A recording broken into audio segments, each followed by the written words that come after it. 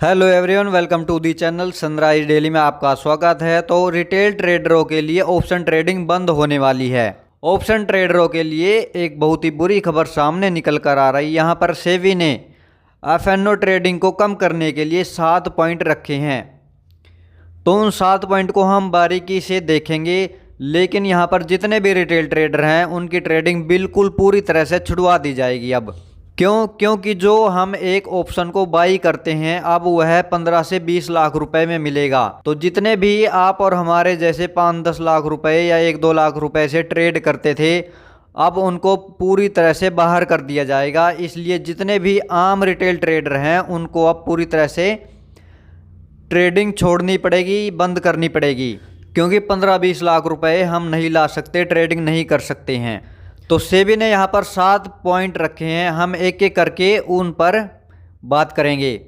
तो यहाँ पर पहला पॉइंट जो रखा है कि वीकली ऑप्शन को घटाना है। अभी क्या होता है कि एक सप्ताह में 5 एक्सपायरी होती है, जैसे कि सोमवार को मिड कैप निफ्टी की, मंगलवार को फिन निफ्टी की, बुधवार को बैंक निफ्टी की, वीरवार को निफ्टी 50 की और शुक्रवार को सेंसेक्स की एक्सपायरी होती है।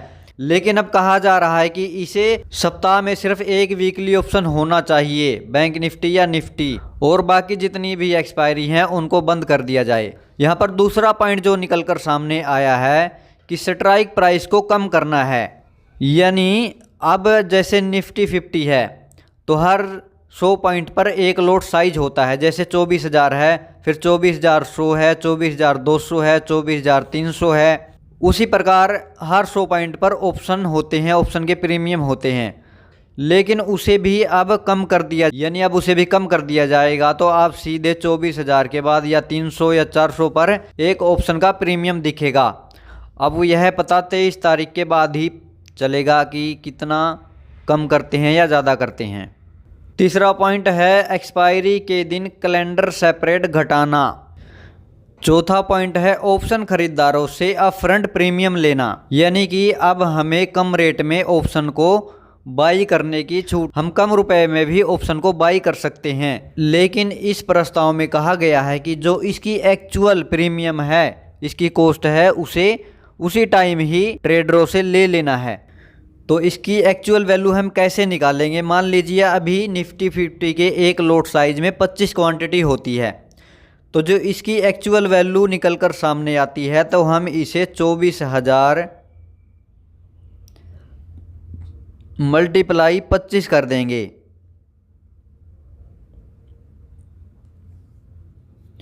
तो इसकी वैल्यू 6 लाख रुपए निकल कर आती है।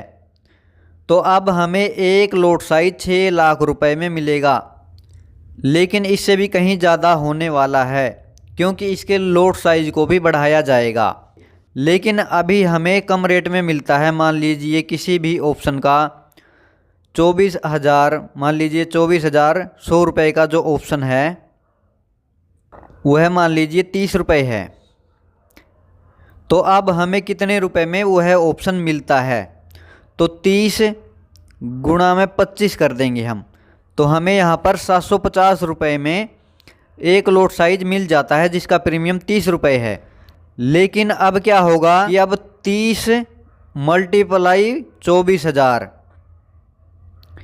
तो यह जो वैल्यू निकल कर आती है 7,20,000 रुपये हमें देने होंगे 30 रुपये प्रीमियम वाले ऑप्शन के लिए। बाई करने के लिए 7,20,000 रुपये हमें पे करने होंगे।